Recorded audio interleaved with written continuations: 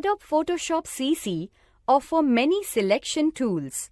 Let's see how to use Rectangular Marquee tool.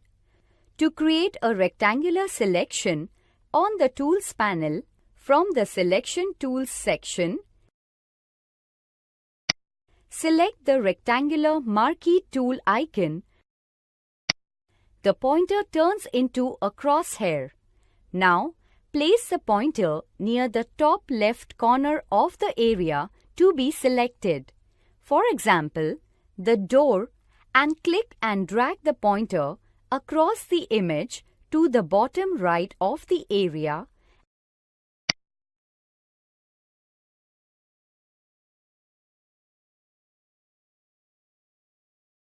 and then release the mouse button. The required area is selected.